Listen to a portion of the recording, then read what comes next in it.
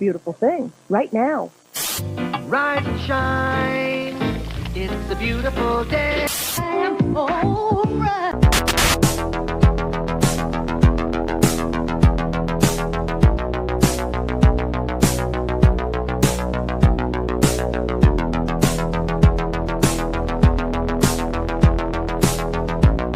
About a third of the building has been blown away.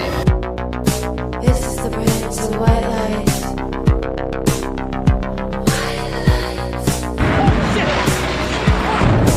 Our very freedom came under attack in a series of deliberate and deadly terrorist acts. And at that point, we were taken for another round of questioning, this time related to our allegedly being members of Mossad.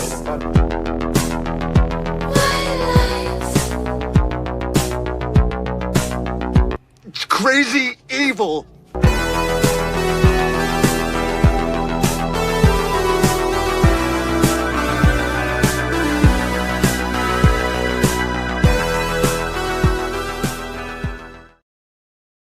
What the fuck's up? Welcome to the Morning Dump. This is your host, Jose Galison. This is the No Way Jose podcast. I mess up the order of that. I always try to keep it the same, but I don't know why I fucked that up today. Good to be with you guys. I'm a little bit late. It is what it is. I told you guys I was going to be, though. So, hey, whatever. I put in my notice. So we're a little bit late today. I have to run some errands, but I'm here. I'll be with you for the next hour to 2 hours or so. We'll go through some of the news. A little bit of old. We have some old stuff to go through, but boy, oh boy, do we have news.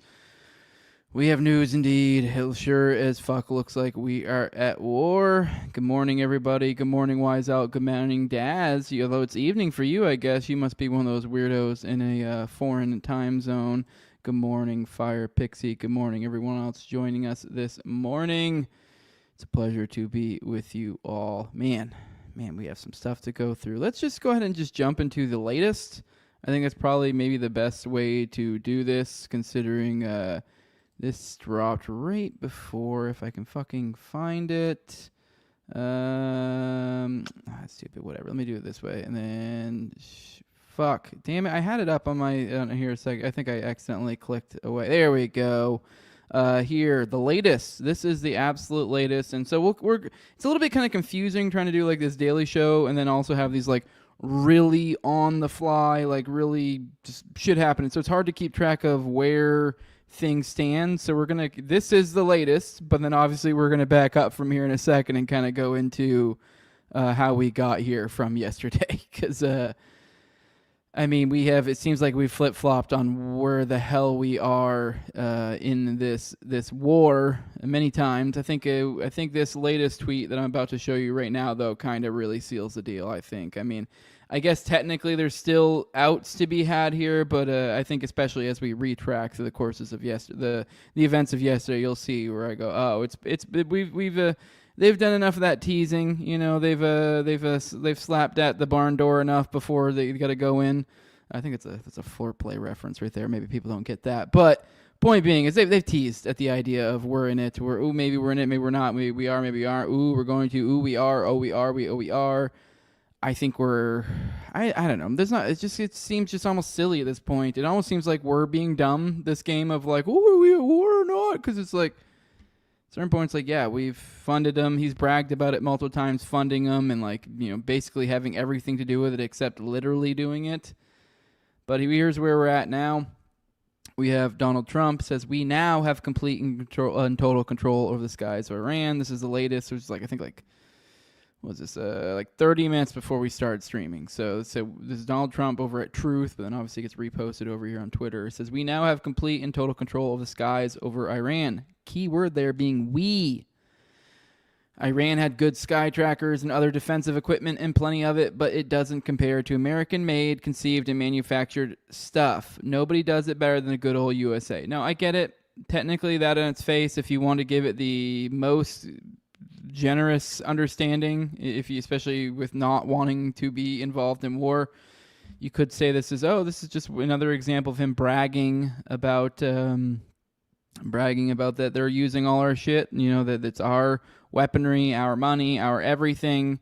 And this is another example of it, but I think the we word obviously is the key differentiator here. So I think I don't know. I mean, it's still sort of unclear while still sort of kind of being clear. I mean, it's just that the door is still open, I think, for the Trump campaign if they really wanted to, especially as erratic as they've been with their messaging. They could probably pull back messaging if they wanted to. Even still, but I just think we're, as like I said, as I go back over the course of yesterday, I think we're just kind of, I think it's just kind of we're at war. So I mean, I don't know how that goes. More to come, follow along with the show. But yeah, it's not looking good, guys. But that's the latest. And I guess now let's try to tread back through the courses of yesterday. Let me pop to the chat real quick, see what you guys have to say. See if anything worthwhile in there. Someone talking about checking out Danny Polishuk. He's hilarious. Yeah, he's a great guy. One of these days, I need to go on there and him coming here or something. It's always been kind of kicked around, I think. So, Danny Polishuk is Junior, says Nevsky. He is, but I like him. He's cool.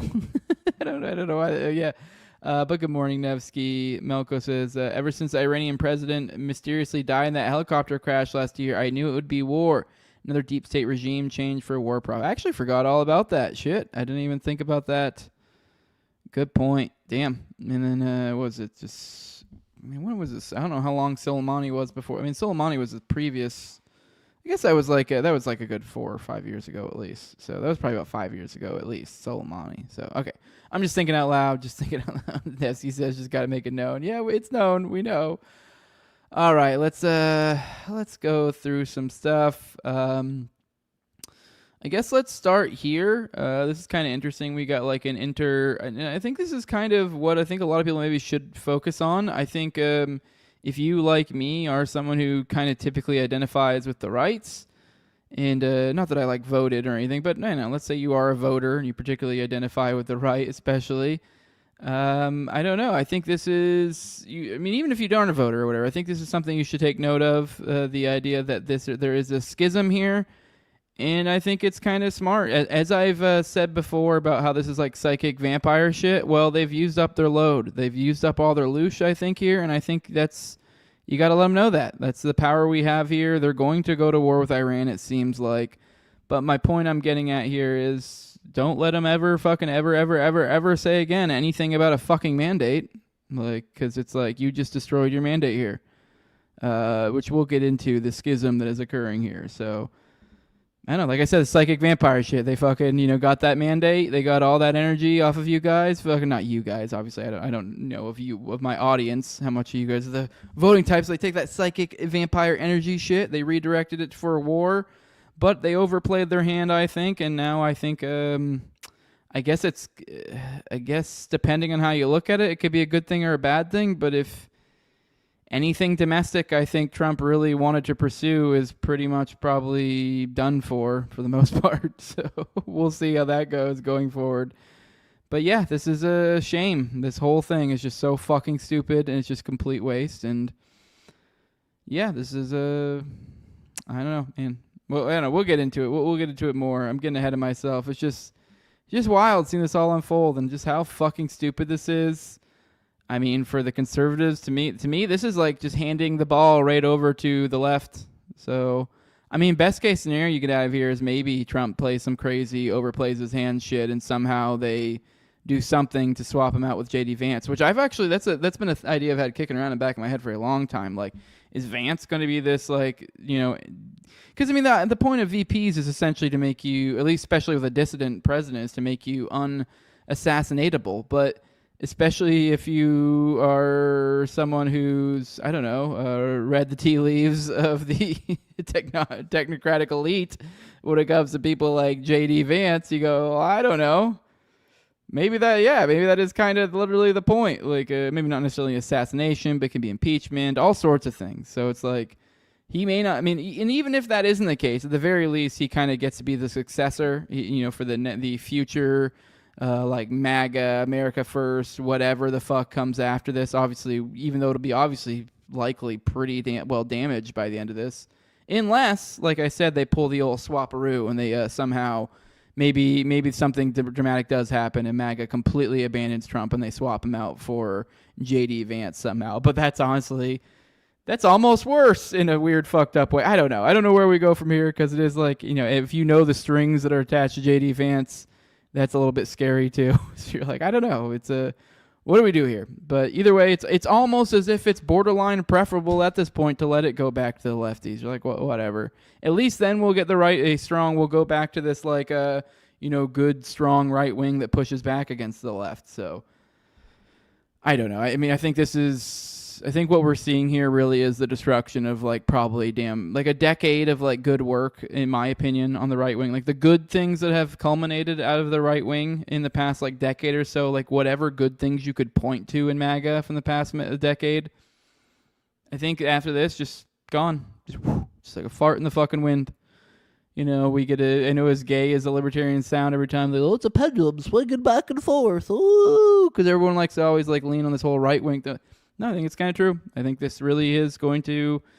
There's a pretty damn good chance that this in the future the AOCs are the inheritors of the what's left here, whatever that is, whatever pariah state we likely turn into. All right, let's go through this. So President Donald Trump is lashing out against popular conservative talk show host Tucker Carlson. The acrimony emanates from Carlson's strong opposition to the White House's indirect military support for Israel's war against Iran. He declared he invented America first, and he decides what it means while making his case for a potentially catastrophic war of aggression against Tehran.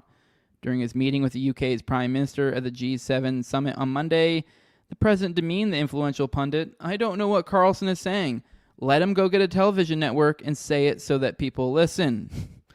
Which, there you have it, people. He's either fucking idiot or he's just, like, I don't know. I guess what is the other option here? I mean, or he knows and that's just what, some dig at Carlson? Or I guess I was actually thinking about this earlier. The other option is the only other way I could think, like, without looking at him as being an idiot, and even then this is kind of stupid, is that, well, no, this isn't my target audience, because let's be real. When it comes to voting, especially in general, typically the voters are old. So if his whole idea is like politically speaking, it's like maybe he's like, oh, I'm angling at the older people. So if it's if you have a television network, so it's like, oh, you don't have a television network, oh, you're not even speaking to my voters, so it doesn't matter.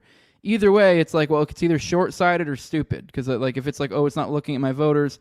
For one, I think that's a stupid way to look at it. As I kind of point to, I do think this destroys the Trump coalition. For anything he wanted to get done is now completely gone. I don't think you can, in good faith, point to a mandate anymore when you have now destroyed your coalition. I don't know of what use is that going to be? Cool, you had a mandate. Well, you had one. Well, it's pretty clear that no one's with it anymore. So. He says, I don't know what okay, anyways, he says, somebody please explain, and then later he posted, somebody please explain to kooky Tucker Carlson that Iran cannot have a nuclear weapon. So, it's funny, I do also gotta say for this, I know I can't assume every one of you all of you are on Twitter and stuff, but it is kind of funny watching the, information warfare game play out, and don't get me wrong, I have my issues with Carlson as well. But it is it's funny. It's been cool seeing, because you know how the battle lines are drawn. You got the Levins, you got the Dave Smiths, you got the Carlsons. But you see it's the dissident voices, like the people like me. I mean, not even necessarily me. I'm not like some big, like, I don't know, like Clint, like Dave Smith. Like, and you see the voices, the ones that interact online, they're just like Cassandra McDonald. Like the anti-Zionist voices, they are just fucking wrecking house right now. So like... And that's Elon's fucking thing. That was supposed to. I know Elon. They've had their breakup, but this is a MAGA fucking platform for the most part. But it's just it runs young though, I think, and it's a. I really do think Twitter is actually a pretty damn good indicator of where things are at. I mean, I do think we see some shenanigans. Like for example, I've actually been crushing lately. Like the past week, I've usually not someone who interacts much on Twitter, but a lot's been happening, so I've had a lot to say. Like I'll go like weeks without posting, but I've been posting a lot lately because there's a lot going on. I've been crushing. I've netted like 2 followers. And I'm not to say that to be like gay or anything and be like, oh, like, I'm just saying it's like, I'm just like, it doesn't add up. Like it's the algo's iffy. I mean, so maybe that could be artificial. Maybe that's real. I mean, there's a schism occurring. So it could be like as simple as maybe I'm losing followers too, because there's a lot of right wingers that feel, but either way, I'm saying, I think it shows that it's something dramatic occurring.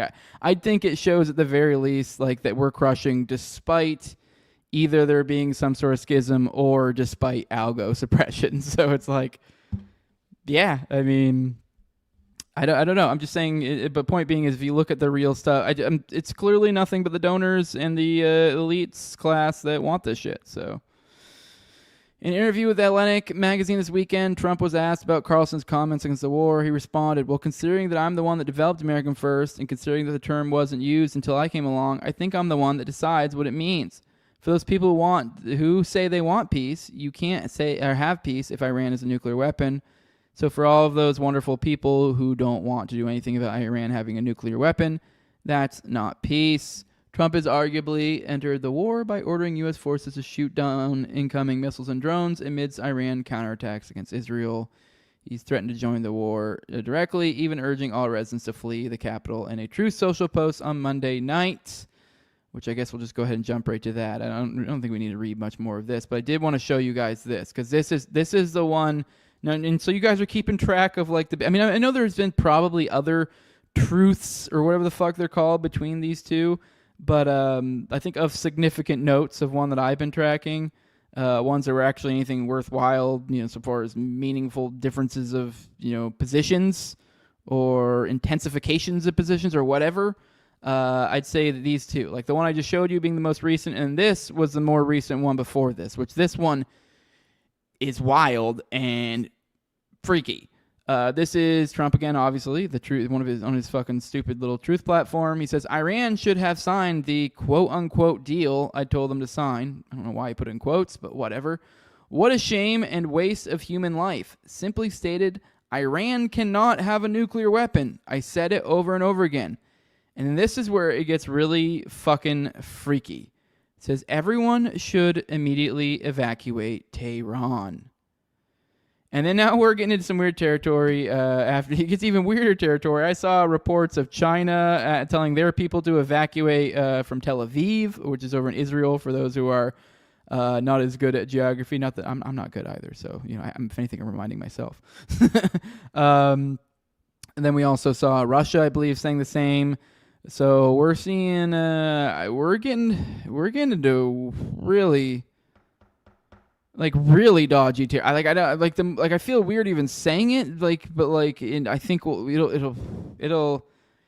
it'll press itself upon you. I think you'll get where I'm getting at, and I think you'll get that maybe I'm not I genuinely think we might be wading into possibly seeing another nuke go off again. I mean, I hope not. I hope I'm so wrong. But I can just see the narrative in my head already. I can see Israel playing their I can see Israel. I can see Israel doing it. I could even see possibly us doing it. I think that one's less likely, but I could see Israel doing it. That's how they announced the world. We have nukes, and it was obviously they had to do it, because it was and then they can find a way to, somehow all their espionage and they're hiding their nukes from the world was like, well, we had Iran over there who also was trying to build nukes, so they were going to kill us. So this was an existential crisis or some fucking stupid thing. Just like this thing from the beginning. It was an existential thing. There was no threats of any attacks whatsoever when they were attacked. And they keep using the 60-day pretense of I said it over and over and over again. No, apparently, there's rumors that apparently Trump was trying to act in good faith, which this makes him a bitch, for one, if that's the case, and he's allowing them to lean into the 60-day thing. Because if that's the case, then that's completely bullshit. But if it is the 60 days that he warned him, then he's also a piece of shit for luring them into this trap, which is scumbag behavior. So either way, no matter how you cut it, this is a fallen president. This president he's just scum. He's just trash. There's nothing. What can you say? He's shown it, and it's we're probably gonna go through some stupid people saying dumb shit like, "Oh, trust in Trump, trust." It's the same dumb shit we were hearing from Cash and Bongino as they were fucking us over and over and over again. "Oh, trust me, bro. Trust me. Would I really do? Would I do that? Would I? Yeah. Well, maybe you would if Israel has photos of you. I don't know." Fucking balls deep in children, or fucking, I don't know, or if they've sent you, coordinates of where every one of your relatives are living, or any one of a number of different things that is totally within the realm of possibilities when you're dealing with a belligerent terrorist state that is Israel. Yeah. All right. And then, which To what a fucking absolute bitch and clearly compromised individual Trump is, who's here pointing it out, and 100% right on the money. Iran's foreign minister saying Trump could end this with one phone call. He could. Trump could end this with one phone call. I mean, hell, remember when they cut off all the aid to all those countries? No problem. Willy-nilly. No big whoopee-doo. We can do whatever the fuck we want. Why can't we just stop sending Israel money? Why is that? Why not? Why? Why? Why? I think we all know the answer to why. And it's because your elected leaders like to do god-awful fucking things. Which we'll get into at the end of this episode when we get to Dutroux stuff. So Iranian Foreign Minister Abbas Araghchi said on Monday that President Trump could end Israel's attacks on Iran and pave the way for diplomacy with one phone call to Netanyahu. He says Netanyahu is a wanted war criminal. He's also a con man who has duped successive U.S. presidents and fighting his own wars for almost 3 decades. Yes, this is getting to bizarre territory. Bizarre territory. If you are still here stumping for Israel, they are like, I think it's 7 fronts, but I've been just saying 5+ just because it's easier. But they're in something like 5+ fronts right now. They're committing a genocide. What was it? Their defense minister, I think, maybe. And then also obviously the prime minister are both wanted criminals by the ICC. Their government has been, according to the ICC, is plausible for having committed genocide. They just committed a blatant war crime against their, one of their neighbors, Iran, in a completely unprovoked attack. So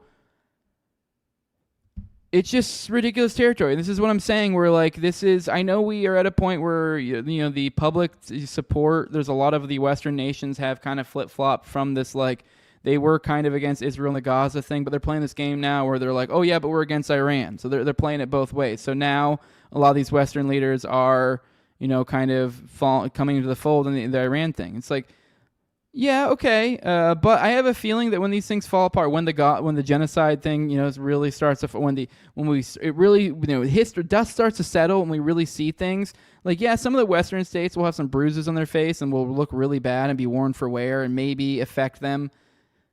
But man, I mean, I know this is a point I've been stressing for a while now, just the degree to what Israel is going to be a pariah state after this, but we're going to be I think I was kind of hoping, that, obviously with those rumors of the schisms, that maybe, just maybe, our country was seeing the light like many of the other Western countries and saying like, oh, hey, this game's coming to an end, which it is. I think this game is coming to an end. But the problem is it looks like we're committed till the end. And the problem is that it's completely parasitical on us. Yes, I get it. We're both going to be pariah states by the end of this. But at least Israel gets all this land. They get all the stuff. They get so much. They get all the stuff they claim they wanted. So they get what they wanted. What do we get out of this? We just destroy our country. We make ourselves a pariah. Make it harder. We destroy the dollar. Yeah. President Trump failed. This is stupid. All right, that's the next one. And then we have Netanyahu claiming killing Iran's supreme leader would end the conflict. So we have more of this. They're angling for killing supreme leader, which at this point I think that might very well be the game. Which, what the fuck has he ever done to us? I know everyone, he's so evil. This is just that. I mean, that's also another thing I should point it out a minute ago. Just the ridiculousness of this entire situation. What has Iran really ever done to us? I'm sure that. Don't get me wrong. I guarantee there are onesies, twosies examples of things they have done, and probably pretty clear examples that could be against us. But generally speaking, overall, what have they really done aside from silly proxy stuff? Because if we play the proxy game, well, then, especially if we're talking Israel or the United States, then yeah, oh my God, we look probably way worse, almost certainly way worse than Iran. So, what has Iran ever done to us? So they're the nexus of evil or whatever the fuck. But what have they really ever done to us? So we're just going to completely destroy a nation of 10 million people or something like that, and completely to our own detriment. We get nothing out of this. This whole fucking lie of nothing better than an economy than a war. That's a lie. Have Have you not been paying? No, that's what dumb people say. That's what stupid people say. That's what people who go, oh, we had a boom. When they've seen the boom, when they see that minor boom, that period where number go up, ooh, and they go, oh, look, things are good. And then they never think about the bad when things are bad. They just only think about the good. They go, oh, yep, no, war good. 1 second. My wife's over there. I can see what the hell she wants.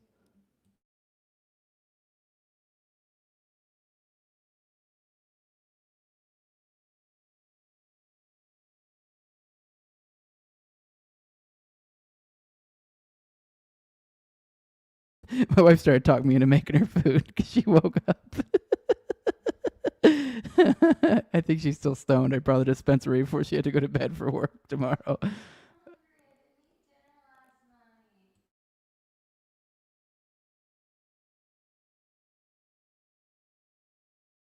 Yeah, my wife wants me to stop my coverage of World War III to go get her some food because she's stoned.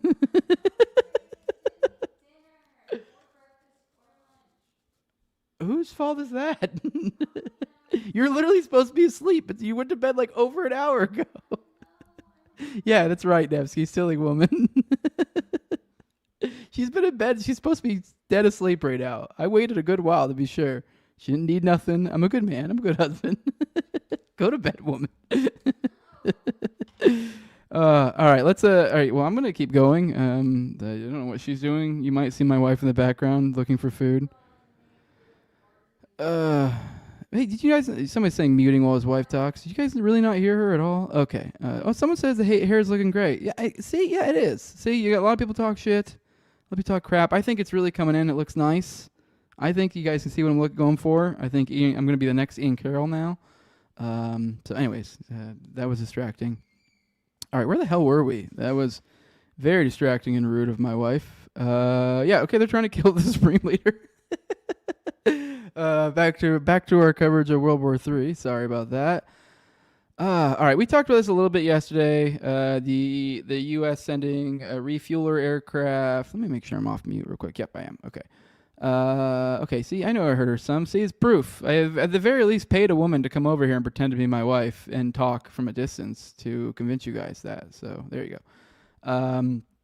All right, let's get back into it. But yeah, so they ended. So that was correct. I guess double confirmation of yesterday. They did end up sending over refueler aircraft. I think the lines still, even now, I keep still seeing lines. I mean, I haven't seen since obviously that tweet we covered at the beginning. About us not being involved. But the last I heard is that supposedly we're still not overtly being involved unless we get attacked. But given that latest tweet, I don't know. It seems like we're waffling back and forth, like acting like, oh, they got it. Oh, no, we're going to... I don't know. It's... The messaging is so fucking all over the place. But this did happen. I guess they sent another aircraft carrier as well. So they sent over 31 KC-135s, KC-46s, and other tanker aircraft were spotted departing the U.S. What is other tanker aircraft? Are there other things between one? No, there's the 10s. I'm retarded. There's the 10s. The 46s are the new ones. The 135s are the ones I worked on. No, the 46 is the new ones. Okay, I was confused. Okay, it threw me. There's only like 3 different types of tankers. So you don't see a lot of the 46s anyway. So I'm weird. It's weird they even said the 46. But anyways, so you guys are like, what's this guy rambling about? It only makes sense in my fucking head because I worked on these. But anyways, yeah. So they were spotted departing the U.S. and heading east. So that is. Obviously we saw stuff yesterday. They were talking about, maybe it was a fucking exercise. No, there's confirmations now that is the case. And carriers. Also, keep in mind, I know I talked a little bit about bombers yesterday too. Like, we didn't see any bombers mobilizing, but I did. Now it comes to mind. I think it was like a month or so ago that we cover. I think we even covered on either this show or Already Dead. That I think they had mobilized bombers to Diego Garcia, which is, I guess, one of the more ideal locations to where they could bomb out for. And I think that's how that usually worked, from my recollection, or the idea is like when it comes to bombers, is that you just kind of have them in not super close, but relatively close, and then you just have your refuelers. That way, essentially, you have your refuelers to escort the bomber to target or whatever. So So point being is, I know I commented a little bit yesterday about bombers and whether they would get involved or whatever, but it's like, it's like, well, they hadn't mobilized. Well, they were already there, so that's why. So I'd forgotten about that. So we have all the ingredients for a really fucking stupid idea already. And on the political front, for those who are wondering if anything's underway to prevent it from happening, Senator Tim Kaine, I guess, is introducing a war powers resolution. So for whatever that's worth, because, resolutions are basically strongly worded letters. But even then, that's something, because especially considering we're probably, I don't know, it's probably not going to look good, let's be real. But, for those who do have belief, I guess, in that, in the political process, maybe contact your senator. Today would maybe be a day to do so, if that is something you are interested in. I guess, whatever, can't really hurt, I guess. And yeah, then we already covered the Tehran thing. So man, it's looking wild. And also on top of all of that, at the same time, let's not forget, we also still have Gaza going on, and they're still every single day murdering people seeking aid. 38 aid seekers yesterday. Another Waco. How many died at Waco? I forget. But either way, yeah, so a little Waco for Gaza every single day. So, just a reminder of that. So, that's going on the whole time. America's greatest ally. Yep. All right, let's roll through the chat. See what you guys got to say. Get her a box of Fruity Pebbles, says PJR. Type just says, just came to say hello, listening, of course. Been trying some yard work at the same time. Wish me luck. It's pretty bad, but only small area to get all the roots. Good luck. Yard work's always a fun one. Scrolling through. Careful, those 20 million jihadist Mexican drug cartels in Africa and soldiers Biden and partner waiting for Trump to send all troops to defend Ukraine, Israel, Taiwan. I don't know if this is like a joke or you're being serious, because it does sound like something a boomer would say. I don't think you're being serious, but yeah, that is funny.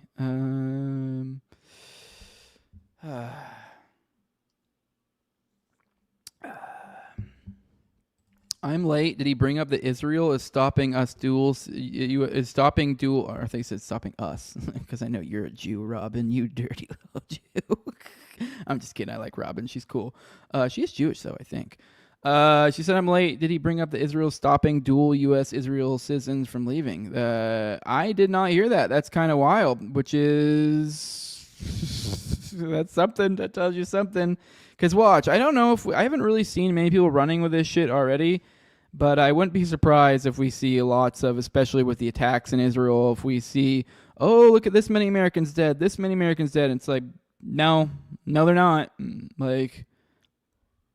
I'm sorry. Like, I mean, it's a bummer. I don't want Iran to be attacking Israel, but it's like it's happening. But it's like there's also like the idea we should get involved because Israel, and because you're in Israel. I'm sorry. No, you kind of made your choice here.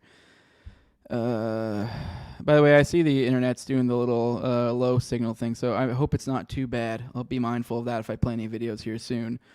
So sorry. Hopefully it's only just lagging a little bit for you guys. As I've been saying, I will eventually, when life cools down and I have a couple hours where I don't have a million other things to do, I will put in that new nice router and we will have better internet with which to hang out together.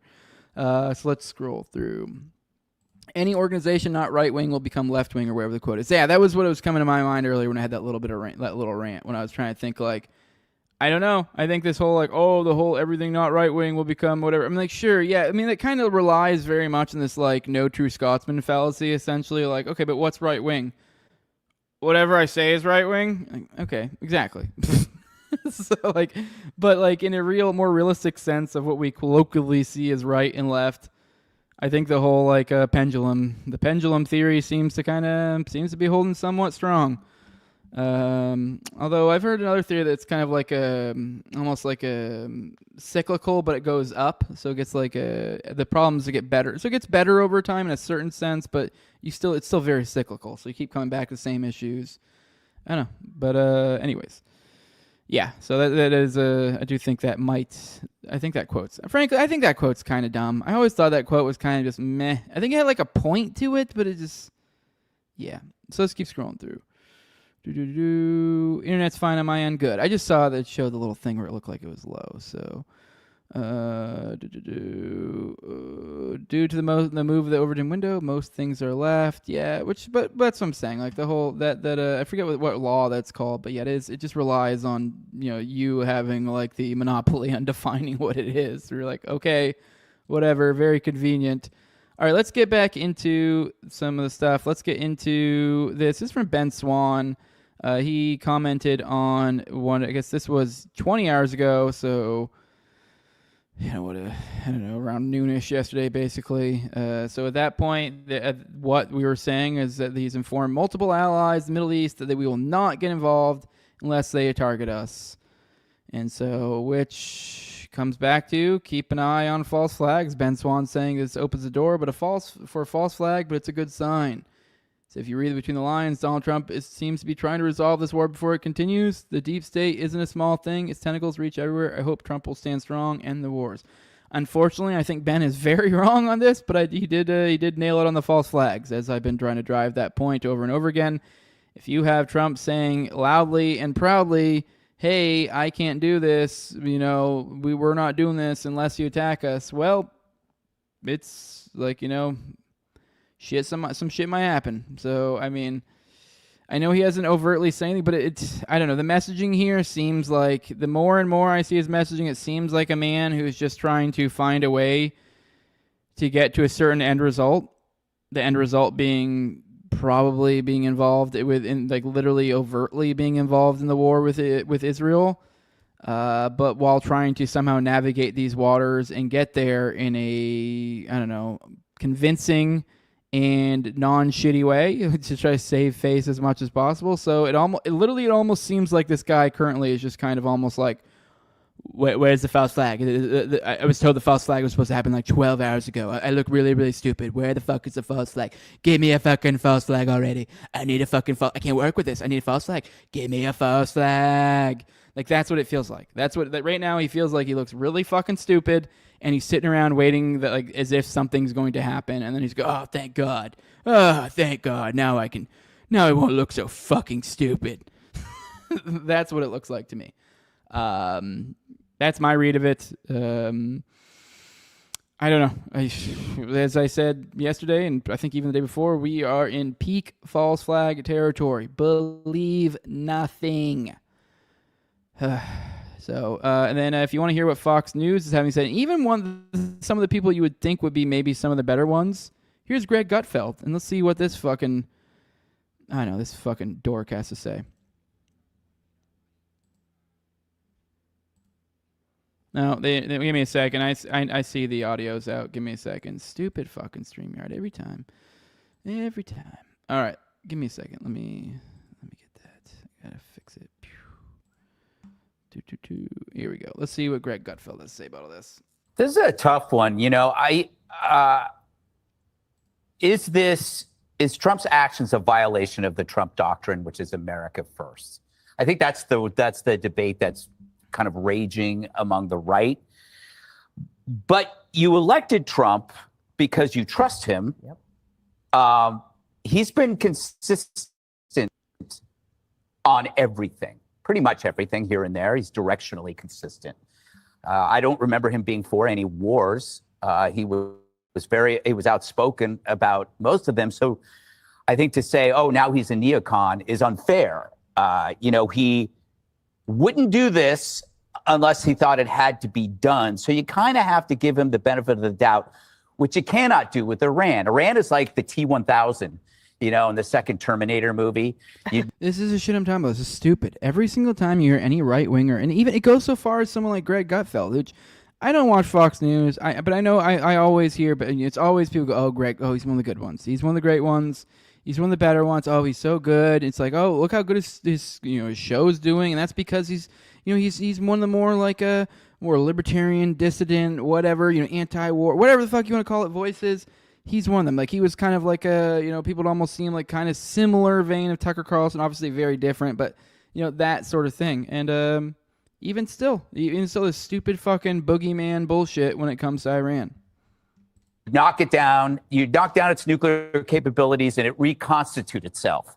And so your only hope is that you make the time it takes to reconstitute longer and longer. You're not kicking the can down the road, you're kicking Tehran down the road. And it's like whether or not you want to do it now, you have to weigh the benefits. I don't want to sound wishy-washy, but, it's all about frame of reference. Israel has the Holocaust. That is their frame of reference. This is not going to happen again. If Israel was around before, there wouldn't have been a Holocaust. But then the other frame of reference is Libya, Iraq, Afghanistan. We were promised an end to that. So somehow you've got to start fresh with this and try to push the backstory of history off on the side. I don't know if that's possible, but, if you're going to trust somebody, I would trust Trump. This is just so gay. I mean, it's so gay. I just don't know how you as a self-respecting man can just trust Trump. Oh, just trust Trump. Oh, just trust Trump. Just trust Trump. It's just stupid. And it's just all it's funny. They keep talking about start fresh. Like it even says here, Greg Gutfeld suggests that America should start fresh and forget Libya, Iraq, and Afghanistan and push the backstory of history aside. What? It's whoa, okay. All right. It's like someone give you an impassioned, incredibly logic argument. Whoa. All right.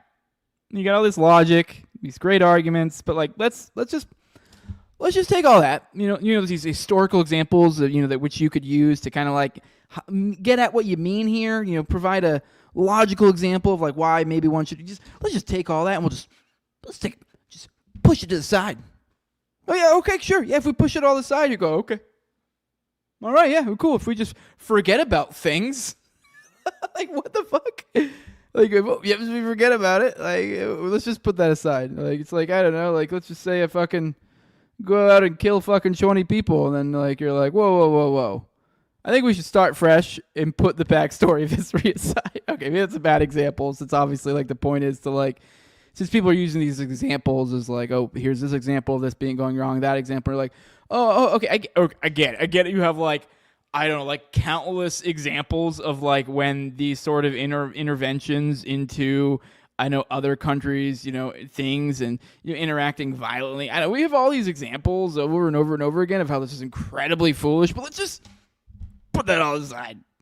Okay, yeah, this is it's not even as good as Sam Harris shit. Because the funny thing is even if you do put that stuff aside, you're okay, cool. I can still make an argument for this. Because it's at least when it came to Sam Harris's nonsense, it was he would be completely change the argument and be whoa, okay. But if the argument was completely different, then I would be correct. You're oh, okay, cool. But with Greg Gutfeld, you're okay, yeah, I guess, yeah, if the argument was different and if the facts on the ground were very, very different, then yeah, you would be correct. But this is worse than Sam Harris bullshit. This is because literally you could still go, okay, well, we'll push these examples aside, and I still go, okay, well, I can still give you some pretty damn good reasons. I don't need to look at historical examples. I still can make an argument for it.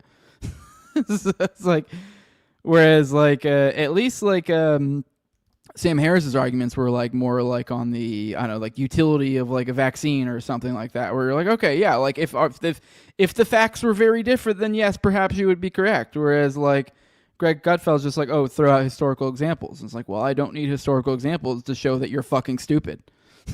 So it's you still, oh, okay, cool, we'll put all this stuff to the side. Oh, all these historical examples, let's just put them to the side. You're still stupid. At least with Sam Harris's, you go, oh, okay, well, if we change the argument, and you go, okay, well, then you're correct. Then I guess it's stupid to do this in the first place, this whole oh, okay, but if we just for the sake of whatever, I don't know, because I don't know, we like to suck off Trump. We should, so the idea we should start fresh because you trust Trump. Start fresh for countless historical examples. That's not even digging into just the internal logic of doing this in the first place. It's just so stupid. It's just such cucked shit. It's God damn it. It's it's astounding what like spineless. I don't know. Just boomers are just gross, man. Like, I don't know, a lot of them. I get a lot of them got duped, but it's like so many of them just stupid or I don't know, just not an impressive generation, frankly. I don't know, because it's like how did you let this happen? So, all right, let's all right, more on Trumpy poo. All right, here is Trump. Let me pop over to let's pop over the chat. It gives me a chance to look over at the thing, make sure the audio audio is still working for you guys anyways, and I'll see what you guys have to say. I think it's been a minute since I popped in there. See Dr. Nick Riviera saying, we going in raw, no false flag needed. You might be right. You might be correct. Yeah, you're probably correct. What's up, Bobo Makua? See you up in here. Rights to Liberty. What's up? I'll be selling counterfeit flags in the war parking lot, says Jeff Anderson. I used to love Greg and Red Eye back in the day. Anybody remember Red Eye? I never really watched that show. I've heard a lot of good things.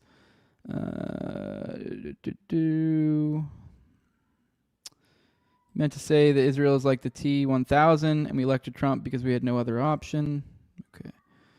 Yeah, I've been saying Trump is, or they've been saying Iran is weeks away from nukes for nearly 40 years. Yeah, another thing that I didn't even mention, the ridiculousness of this entire thing. Like, this is all, and ironically, the most fervent voice pointing it out over and over again has been their neighbor who has nukes. And that very well might have had something to do with that one president that got shot in Dallas. Might have. I don't know.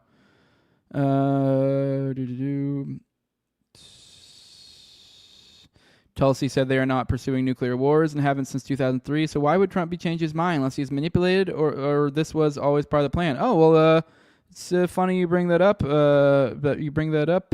Jacob. Let's go and play this. You've always said that you don't believe Iran should be able to have a nuclear weapon, but how close do you personally think that they were to getting one? Because Tulsi Gabbard testified in March that the intelligence community said Iran wasn't building a nuclear weapon. I don't care what she said. I think they were very close to having it. And then I quote tweeted that with another. I screenshotted another tweet that I had done earlier, which then I just did like is like kind of like, oh geez, making my point.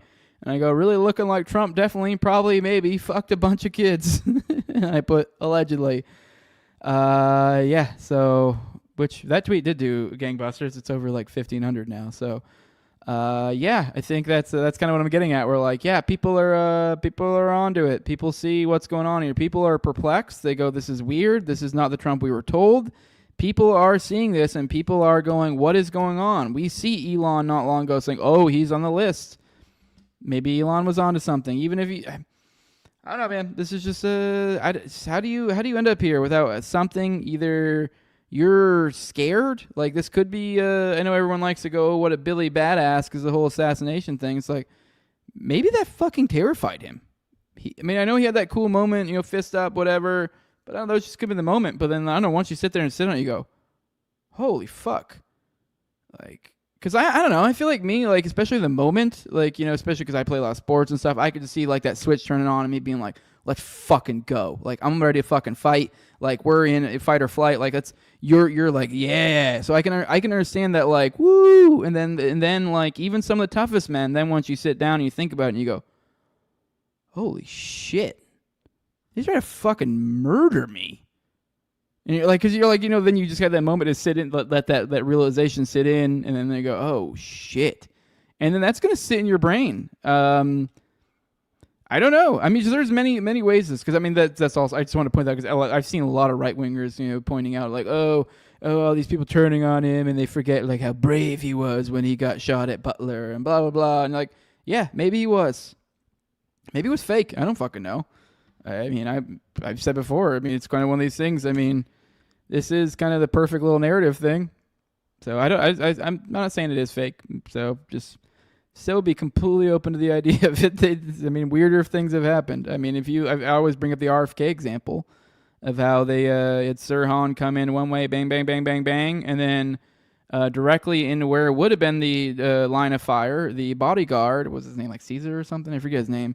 He fucking then right in the fucking neck, popped RFK, and that was the kill shot. And so it looks like Sirhan was probably shooting blanks, because otherwise that was a really stupid op to have someone shooting live rounds towards yourself. So perception, like the little magic tricks like that, it doesn't take much. I mean, everyone goes, oh, do you think they did this, that? I don't know how the fuck they would do it. I'm not a goddamn magician. But tricks can be done. People can be deceived. It's not that hard. So, I mean, and once again, I'm not even saying that's the case. I'm just saying, like, people trying to read this, like, oh, that I don't know. I mean, he very well could have just been fucking terrified after that, because like, oh shit, these guys are trying to kill me. So, I don't know. But yeah, this doesn't look good. This doesn't look good. Ooh.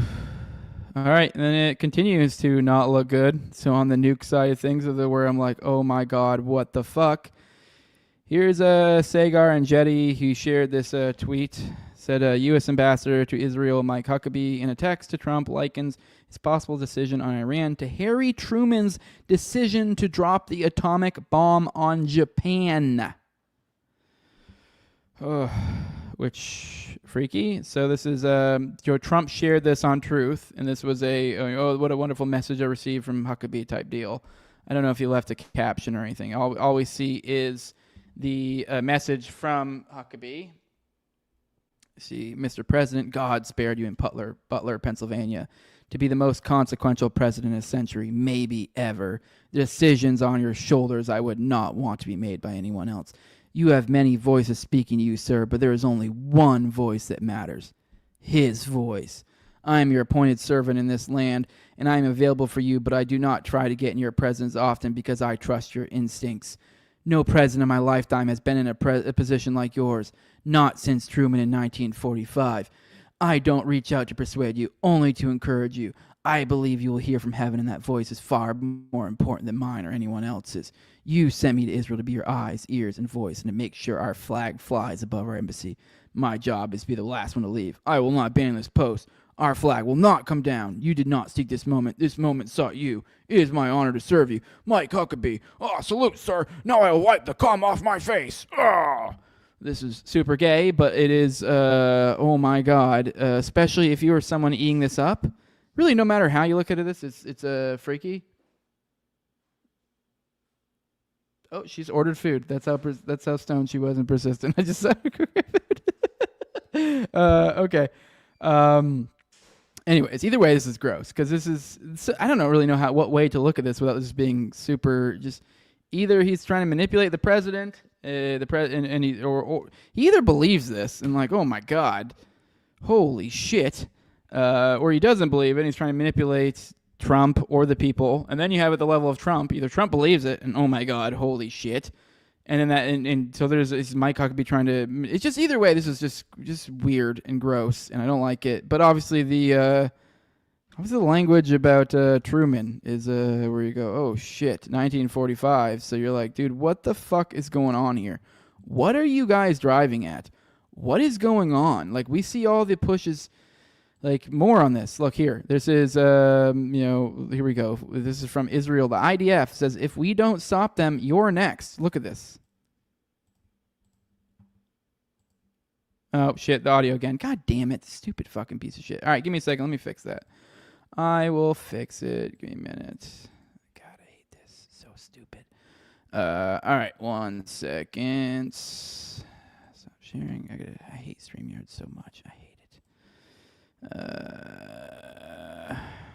Seconds. I think this is it. Yeah, this is it. Here we go. All right.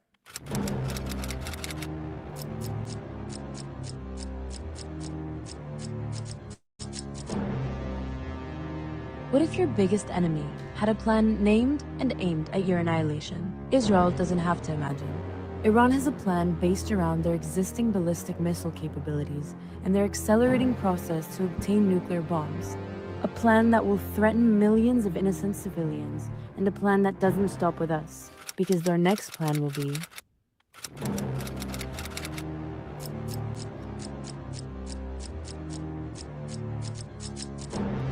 Now, for the audio listeners, I do want to point out that that those, like that beginning. Okay, I guess that was the intro. I thought that was the end. That's weird. It kind of loops, so it's a little confusing. Okay, so at the beginning here, it says destruction of, and then it goes, the first thing it shows the United States.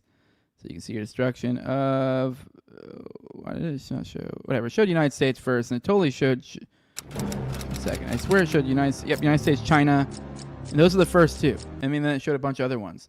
And the China one is the one that I didn't even think anything. For one, this is creepy, too, to begin with. The idea that, like, oh, you're next, which, if you don't stop them, you're next. If we don't stop them, you're next. And then also, I don't know, at least they didn't show up when I was going through the bookmarks. Maybe they'll show up tomorrow when we go through it. But I've been seeing all sorts of rumors. I don't know how legit they are of leaks of, like, of the Samson option stuff, which I gotta say, pat on my own back, I am super hyped. I was a little bit freaked out. I mean, assuming those are true, I was a little bit concerned that perhaps there could be one near me.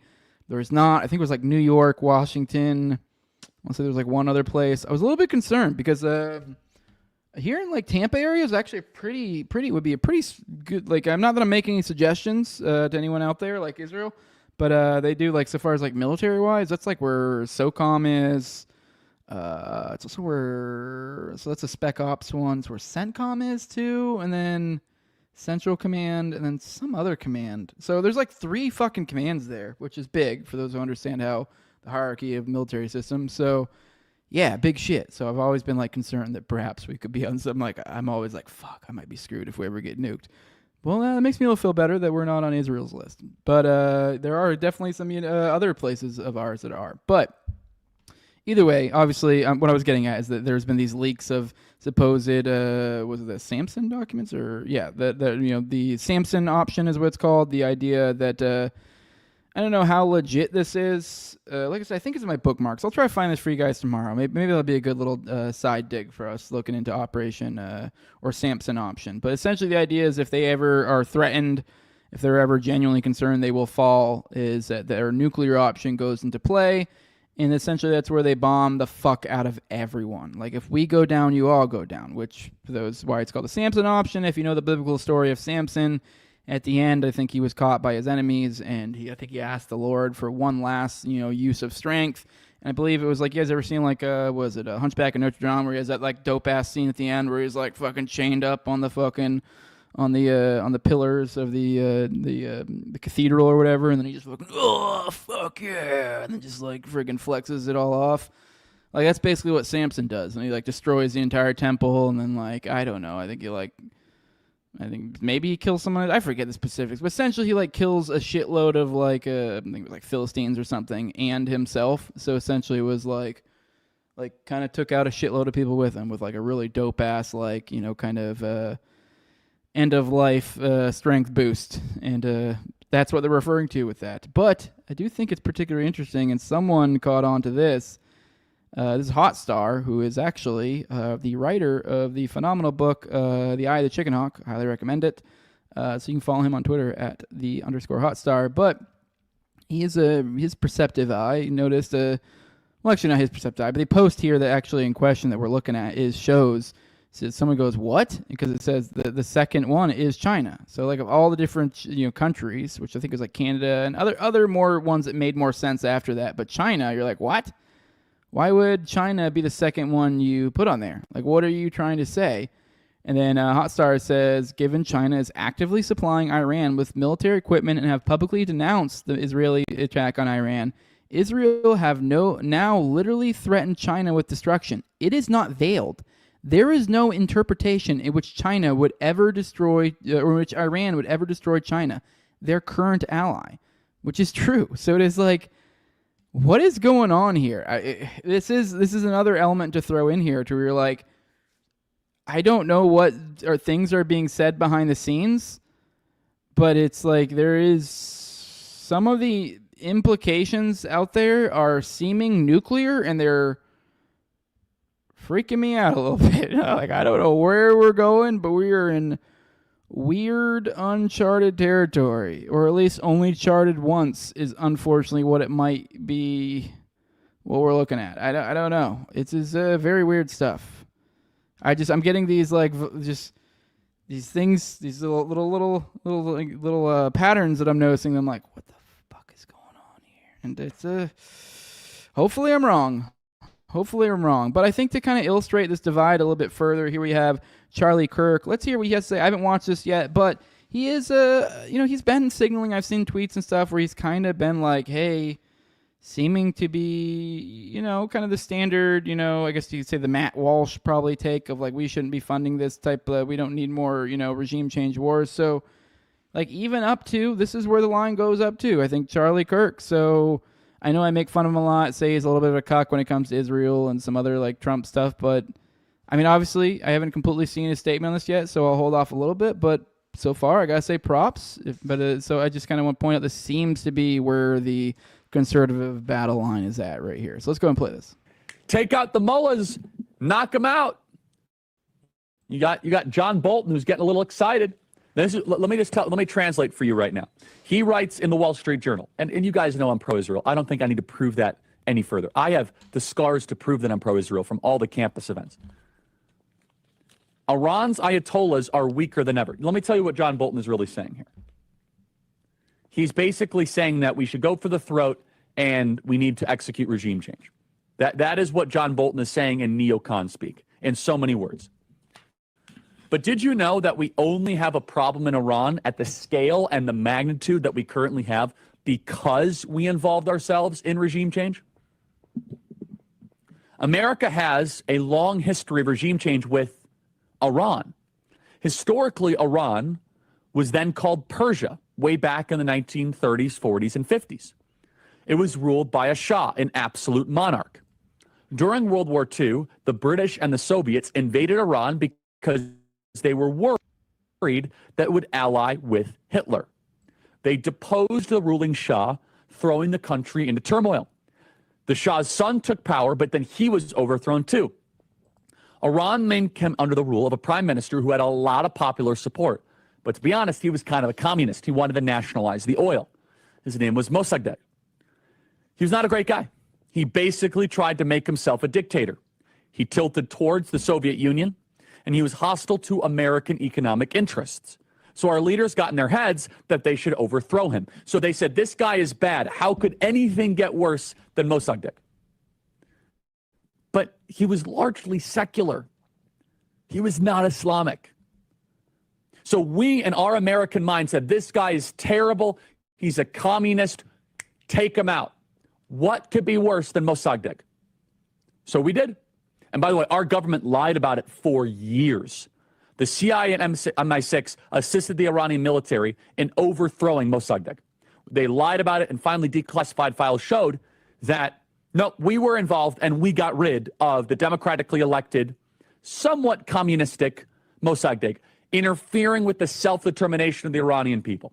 Because we said, what could be worse than this guy? Well, we reinstalled the Shah. And look, the Shah was an autocrat. He was also super sick and very weak. He was not able to really run the country. But hey, he was anti-communist and pro-America. But he was not popular in his country. And since he was America's guy, that made America much more unpopular in Iran. And then in the 1970s, Iran had another revolution because of us. And this is when Islam surfaced. A group of radical Islamic students launched demonstrations against the regime, and eventually they overthrew the Shah. They recalled an exiled Islamic cleric, the infamous Ayatollah Khomeini, back from exile, and they made him the theocratic ruler. Because America had involved itself so aggressively in Iranian affairs before these people really hated America. And so, thanks to our intervention in that country in the 50s, we made them an enemy for decades to come. This radical regime took dozens of Americans as hostages in our embassy. They sponsored terrorism around the world, and they called us the Great Satan. The moral here is that we should not invade Iran, and we should not support regime change. Sometimes you get something way worse. Like Iraq, you get ISIS. Libya, you get civil war. This has unforeseen and often disastrous consequences. And that's why we should avoid reckless regime change wars when we can. Very often, you get even worse than what you used to get. And right now, if you have regime change in Iran, what do you think you'll get next? You have a regime change in Iran, you'll get a civil war, almost certainly. Oh, who cares if they have a civil war? Oh, okay. Where are all those people going to go? To Europe. They're going to flee. You'll create a refugee crisis. If the Iranian people want to have self-determination and they want to have a new form of government, so be it. We as the West should not be involved. We should not call shots because Iran is only a problem today because we got involved thinking we knew better. Hey, good on Charlie, man. I don't really think I have a negative thing to say really much there. So, dude, fucking dope. I mean, obviously, I don't know how much I would really ever trust the guy. I mean, even himself, he said how pro-Israel he is. But, hey, there are people out there who believe things for one reason or another. Who knows? Maybe there's hope for Charlie. Maybe he can be one of the good ones. I don't know. You never know. We'll see. But either way, I do think it's a good sign. Because, I don't know, it's just kind of something. I was thinking about particularly Charlie Kirk recently, this position. It's just like, because I know everyone goes, when certain characters jump over certain narratives, they go, it's, because it's, the self-motivated, because they just, they know this is where culture is going or whatever. And like, okay, maybe, sometimes, yeah, sure. I mean, sometimes just because people just genuinely like, oh, shit. I mean, I just think I don't know, I guess to give Charlie the tiniest bit of like a favor here is like, I think really he can almost go either way. Like, so if there's some sort of idea here that like, oh, the public support or something, I don't know. I mean, I don't know. I can talk myself off, both ways into this, thought though. Cause I've seen also he's put out these posts before he really kind of gave his position. It seemed like he did put out a few posts for his audience, kind of like, what do you think about Israel doing this or blah, blah, blah, or should we join? And like literally every single one, like poll was being blown the fuck out against Israel. So, I mean, there's that. But so far as like influencers go, the position, the realm with which the area that, Kirk is situated in, I feel like he probably could have gone away with it. I feel like it was almost predictable for him to fall in line for regime change or at least maybe some sort of third option that is maybe he'd say, oh, I don't want regime change, but we should join and do X, Y, and Z. But this seems like a pretty strong statement that we should stay the fuck out. So, hey, good on Charlie. So, and then here's Matt Gaetz, similar such thing. So I just kind of want to show just kind of where the battle lines are drawn. Here's another here's another minute. Why am I tripping over my words? Blah, blah, blah, blah. Here's a fucking video from Matt Gaetz. Enough to remember the last time Israel coaxed the United States into a regime change war in the Middle East. Listen to now Prime Minister Bibi Netanyahu tell us in 2002 that invading Iraq would be a good choice. It's not a question of whether Iraq's regime should be taken out, but when should it be taken out? I think the choice of Iraq is a good choice. It's the right choice.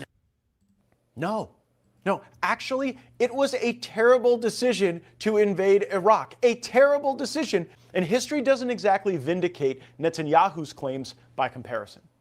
If you take out Saddam's regime, I guarantee you that it will have enormous positive reverberations on the region. Oh, a guarantee. What is the nature of the guarantee that Netanyahu offered here? Is it a money-back guarantee? Is Israel going to refund the $3 trillion that America spent in Iraq? The reality is that Bibi's guarantees are BS. They aren't backed by anything other than more phony claims. There is no question whatsoever that Saddam is seeking and is working and is advancing towards the development of nuclear weapons. No question whatsoever. And there is no question that once he acquires it, history shifts immediately. Watching these clips that are more than 20 years old, does it make you feel like the Israel foreign policy seduction of the United States is some sort of regime change Mad Lib, where they just say, like, fill in country here, probably getting nuclear weapons, join us in some destabilizing effort? Netanyahu wasn't telling the truth about weapons of mass destruction in Iraq. And not only did the United States believe him, we parroted his lies to the world. The last time America listened to Netanyahu based on false claims of weapons of mass destruction, we ended up pouring cash and blood all over the sands of Mesopotamia. And in the end, it only made Iran stronger. And now they're trying to get us into war with Iran. I am not offering a defense of the Islamic Republic of Iran. As a former member of the Congressional Armed Services Committee, I know that Iran is evil. They attack our troops in Iraq. They undermine the safety of global shipping. They fund mischief around the world. We fund mischief around the world. But regime change in Iran or Iraq or Afghanistan or Libya or Syria, it does not result in the eruption of some Jeffersonian democracy or country that's a new signatory to the Abraham Accords. The reality is that regime change in the Middle East often leads to civil war, sectarian violence, and the slaughter of religious minorities, and way more terrorism. That's exactly what I'm predicting here.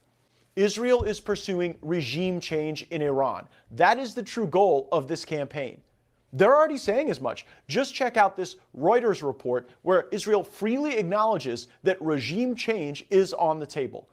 And things seem to have gone well past denuclearization when you're talking about assassinating a foreign leader. Axios is reporting that President Trump had to veto Israel's plans to execute. Which, by the way, we covered that yesterday. They also then later, I believe it was U.S. officials later, said that wasn't legit. So let's keep going. The supreme leader of Iran. At this stage of the war. Even if it wasn't legit, though, it's obviously stuff that was being seeded out. I think it was... just be wary of any information come out. That was probably seeded out by people trying to push certain narratives, like the Israelis or something. Israel has already killed off Iran's military leadership. They've aspired to kill off Khomeini, and they have established air superiority. At this pace, the war is probably going to end in regime change. We're actually rather successful at initially dislodging a foreign government. It's what comes next that has flummoxed Uncle Sam. Does America really want to be Israel's dance partner to this siren song again? Israel's bombing target package will expand. Their sorties will increase. They will systemically kill off enough leadership in Iran to plunge that nation into civil war and chaos. They'll Gazify Iran. Iraq will likely fall back into chaos and death and terrorism and war. President Trump knows this. He's literally the person who taught the Republican Party to kick our regime change war habit. The neocons want another fix, though. All right, and then we have Marjorie Taylor Greene over here saying she's been, I've seen multiple tweets. I think this is one of the more recent ones. This is, I guess, from shortly before we started, but she had put out a few good ones. So she's still staying strong, even with the current stance, but she's saying Americans want cheap gas, groceries, bill, and housing. They want affordable insurance, safe communities, and good education for their children. They want a government that works on these issues. Considering Americans pay for the entire government and government salaries with their hard-earned tax dollars, this is where our focus should be, not going into another foreign war. So, just pointing out where the battle lines are at. Now, let's roll through the chat, and then I think I have one more topic, and then we'll get into a reading, and then we'll get out of here for the day. Let's see what you guys have to say. Someone saying Charlie's playing for the win for now. He'll pull things back their way when people forget that is where he started. Maybe. I don't know. I mean, I could see him. I don't know. I'm just kind of surprised he took this. He took it. I could see him swaying later, but we'll see. Nevsky saying even Lindsey Graham is not calling for regime change or boots on the ground. Okay, I guess maybe I'm not paying attention enough to where people are on the regime change question. Now, I'd say the boots on the ground one, you can almost just ignore that question right now. Because it would take, I guess, from everything I'm seeing, it would take probably, months, if not year or more, to mobilize any sort of boots on the ground type effort. And frankly, I don't really see that going down this way anyways. I don't think that's what Israel would even want. As I said yesterday, I think what they want is they want to make it look like they did it. They want to make it look like some other, 7-day war type shit. Like, look at us. We did some crazy shit. We beat all these people and we're super fucking cool. So if anything, I think they really want us to probably do limited airstrikes and kind of fund the thing and, just essentially every bit of support we possibly can do with a little bit of offensive stuff, I think. That way they can try to play the perception game of, ooh, we did this as much as possible. Just like if this goes nuclear, I almost feel like Israel would be the one who would want to do it because I could see them being like, oh, that's how we enter the world. That's how we announce the world we have a nuke, by nuking. Because you're like, yeah, what the fuck do you do about it at that point? Yeah, I got a nuke, bitch, and I'm ready to use it, so suck my dick is what it kind of feels like. So, and I could totally see them doing that here, unfortunately. So, let's keep scrolling through. They could be saying shit behind closed doors. Yep, 100%. So this is weird. So, Look how Syria ended up with an al-Nusra anti-Assad fighter with a $10 million bounty on his head as the new leader. Open slave markets in Libya, Taliban in Afghanistan, not a good track record, 100%. Israel does want boots on the ground. They want regime change, and no, they can't do it themselves. Well, that's the thing. I think they can do. I think they can put. I don't know. I mean, I guess I don't fucking really know. What do I know? But I would I would think personally that they could do it with just like us helping out type thing. Like if we with intelligence support and with and also providing some offensive, strikes and stuff like that, and being the money spigot that keeps on flowing. I don't know. I think given that equation, I think they could probably pull it off, but I don't know. I mean, there's so many different ways it could go down too, because it's like, I mentioned China and Russia could get in the mix. There's a lot of different ways this could go. So much to be seen. All right, let's move on. All right, the second part of the title you guys saw today was King Shmuley. So let's go through this. I haven't read this, but this is from Parapower Mapping. Does some good work, but I mean, obviously you guys know what I think about him as a person, especially given his fucking recent gay shit with old Tim Tuttle. But either way, still does good work. So let's go ahead and go through that. He said, ready to have your mind blown. Guess who is a little-known Iranian monarchist? None other than arch Hasbarist, I guess, Shmuley Botiak, whose father, Yov Botak, supremely wealthy LA landlord and arms dealer, was born in Iran. Here's Shmuley with the crown prince in 2016. So here's a photo of Congressman Ed Royce, Rabbi Shmuley, and the crown prince of Iran, Reza Pahlavi. So the royal family, because I think that's a family they're trying to put back into place. I think it's supposedly. So I guess Shmuley is tied into this game, which we will get into. And then here you go. Here's a post from Shmuley saying, my father was born in Iran and loved it and mourned how it had been taken over by Nazis. If only he could have lived to see tonight the Jews striking against Iranian killers. Gross. And then let's keep going. So yeah, here's when he shared this, he was quote tweeting some statement from Reza Pahlavi. So let's see what he has to say. That might tie into this. Maybe it'll be relevant. But what's the responsibility at the end of the day? It's that of Ali Khamenei. It is his war, not the Iranian people's war. So ultimately, anything that weakens the regime, anything that pushes more to its back, is something that people welcome for obvious reasons, because they see that strangulation that holds them in that position beginning to loosen on their necks. This is something positive and not negative. Are you actually saying then that Israel bombing your country, civilians in Iran being killed, is a positive thing? I'm not saying that the targeting was meant to hurt the Iranian people. The targeting was meant to basically neutralize the regime threat. Clearly, I don't think that it was an intention of the Israeli government to attack Iranian civilians.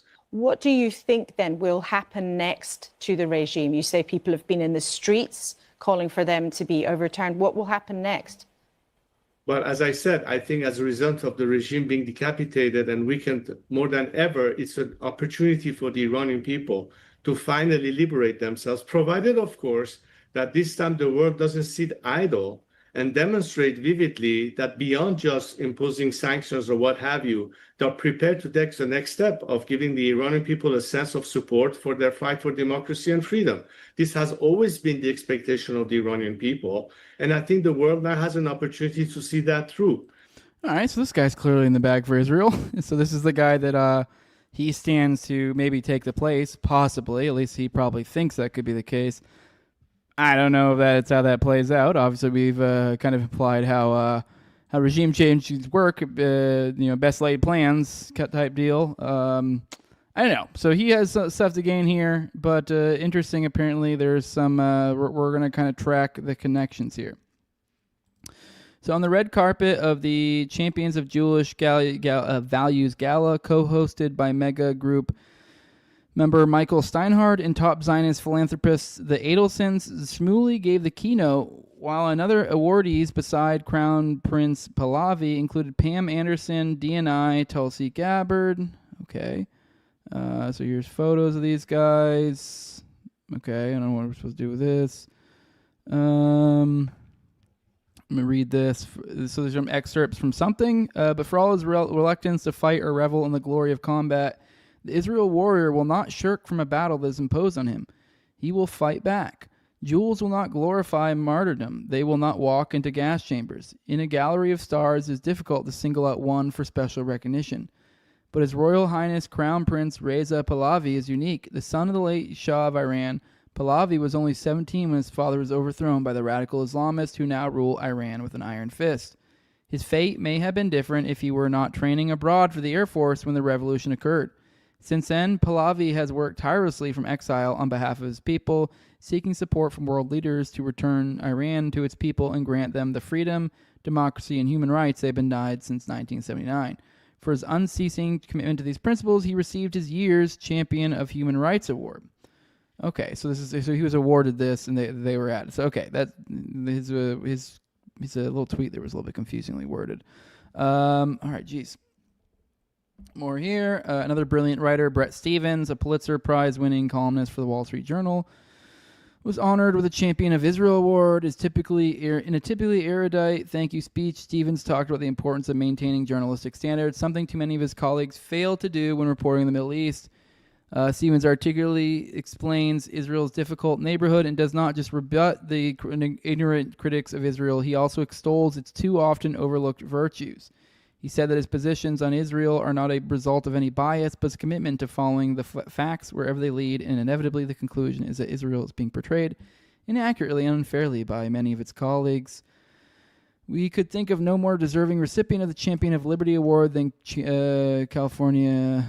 Okay, do I really need to read all this? I don't know how much this is necessary, so it just goes into all the people here. Oh, shit, I mean to fucking click on that. See what else is weird. All right, okay. Oh, this one looks... All right, now they talk about Tulsi in this one, so I feel like that might be worthwhile. Every candidate for elected office talks about the importance of national defense and supporting the troops, but since the end of the draft, very few go beyond rhetoric and put their lives on the line to defend our liberty.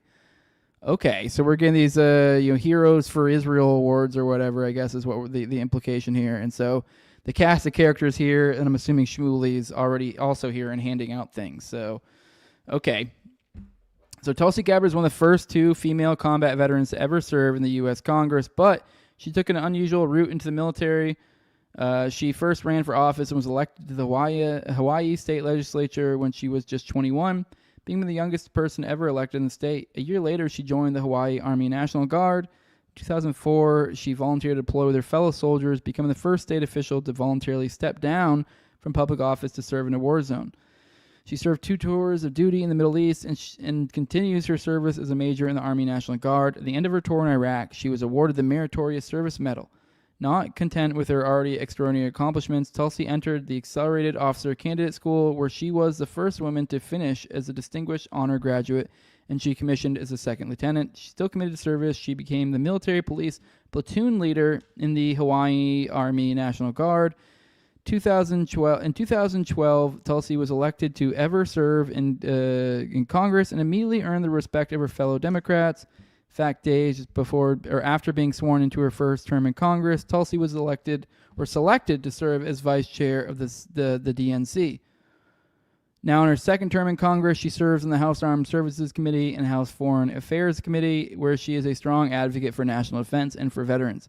In recognition of her service to our country and an ongoing commitment to maintain our freedom, we proudly present her with the Champion of Freedom Award. Okay. U.S. Representative Royce, Wall Street Journal columnist Bret Stephens, and Ally Weissel, Shmuley's dad, also came. A titillating fact about Yoav Batak, DYK, did you know after his death, employees of his L.A. real estate company sued his state for damages caused by his repeated bringing of prostitutes for work. Okay, awesome. So Shmuley's dad was regularly bringing prostitutes to work. That's great. That's this fucking schmuck. So, all right. Well, the apple doesn't fall far from the tree, and then Rabbi Shmuley's daughter has some sort of dildo company or something, which is... These are the people who run the world. This is wild. So let's check this out. So it says, employee lawsuit claims late businessman brought prostitutes to work. In a video tribute after Yoav Batak's death, Mayor Garcetti said the businessman was an angel in the city of angels, but employees claim in a lawsuit their boss brought prostitutes to work. So here we go. 4 employees of a late real estate businessman whose 2020 death was recognized in a video tribute by Merrick Eric Garcetti was suing the descendants' estate, with some alleging they toiled in a sexually charged atmosphere in which their employer brought prostitutes to the workplace. Gregory Hartman, Musa Kioy Gadash, Sarah Jadid Pilavarian, and Jesus Christ, these fucking names. Manragiz Rodef Shalom brought the complaint Wednesday against the estate of Yo Batak and several of his companies seeking unspecified damages. Few people know this, but Ephraim Diveroli of War Dogs infamy, played by Jonah Hill, is Shmuley's nephew / Yov's grandson. There's credible evidence his fraudulent gun-running ops link back to Yov's L.A. gun shop, which, by the way, once did $9 million in business for the federal government annually. So now this dad that we just referenced, this dad that was banging prostitutes, one of his, I guess, I don't know if this is his primary business or one of his many businesses, I would assume, was a gun shop, of which he was doing $9 million in business with the federal government annually, and it looks like there was probably some sort of gun running something going on here. So interesting stuff. So here is an excerpt from there. It says, Beverly Hills, the Botak family of LA is among the more unusual of the very rich. Yov Botak is a wealthy landlord. He founded and his son now owns an arms dealership in an unsettling locale for One South Central. So that means fucking Shmuley's brother, fucking was Shmuley Botiak. His brother essentially owns gun stores. So it sounds like the dad, Yoav, passed it off to one of his sons. I'm assuming the brother. All right. And his grandson was convicted of. Actually, I don't know why I would make that assumption. I just assumed since Jonah Hill's character was the grandson, that would have been his dad. But whatever. And his grandson was convicted of conspiracy for peddling to the U.S. Army decomposing ammunition. Oh shit! I think I accidentally left out that. Oh, never mind. I'm retarded. So old that it was traced to the factories of Mao Zedong as part of a $300 million contract to arm the Afghan government. But what is also startling is the weird saga of this prominent LA family, and the silence of Congressman Harry Waxman of Beverly Hills, who led a congressional investigation to the ammo fraud and vowed to get to the bottom of it. Okay, so I guess he looks like he dropped it too, so that's weird. Okay, so let's keep going. You know that who produced that film? Rat Pack Dune Entertainment, which is co-owned by director Brett Ratner, a dear friend of Diddy. Ratner currently evades sexual assault allegations in Israel. He was also friends with Botiak's spiritual mentee, Michael Jackson, not to mention Jewish gangster Meyer Lansky and his heir, Al Malnick. Okay. All right, awesome. So this guy is literally in Israel because of sexual assault. Awesome. How much you want to bet that Ratner and Shmuley are on a first-name basis, considering he literally produced a film about Botiak's nephew, not to mention the myriad other interlocks between them, including close relationships to Michael Jackson and ties to Miami. So here's that Brett Ratner guy.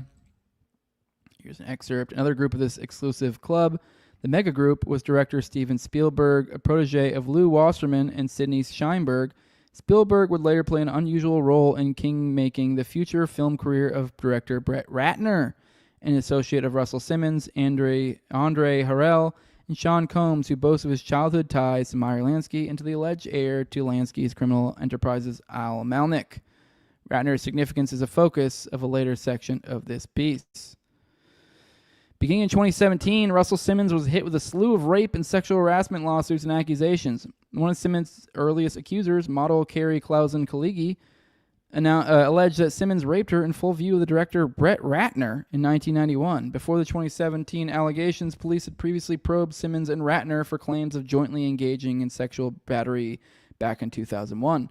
Over a dozen women have since accused Simmons of sexual misconduct or crimes, while Ratner himself has been separately accused of similar crimes, including rape, by at least 10 women. Following the barrage of accusations, Simmons has laid low in Bali, Indonesia, embracing life as a stateless U.S. citizen in a bid to evade the court's jurisdiction. As will be explained in greater detail shortly, Ratner fled to Israel but is now planning a comeback, currying favor with the Trump family to that effect. which is to say the Epstein nexus, philanthropists affiliated with the mega group, arms-dealing Miami Hasbarists, inextricably entwined with the deep state and covert ops via their military contracts, etc., have been pulling on the reinstatement of the Shah for a long time. Well, okay. Well, I guess to be fair, I guess I accidentally made this clickbait. I thought for some reason in here that maybe they would show he had royalty ties, so far as like actual being. So I guess I did a little bit of clickbait here. Oh well, don't fucking care. I guess it just means he is a pusher for it. But either way, this is an interesting. It is an interesting little deep dive into this guy and what he's about. So I don't know. I'll be interested to see if more people start digging into Botiok's past and his family past, because there's definitely stuff to dig into there for sure. All right, let's pop in the chat and then let's do our Dutroux reading and let's get out of here. Let's see what you got to say. Yeah, his opinion, we should really listen to the guy who says dildos with his daughter, but he's a reasonable person that has some great ideas.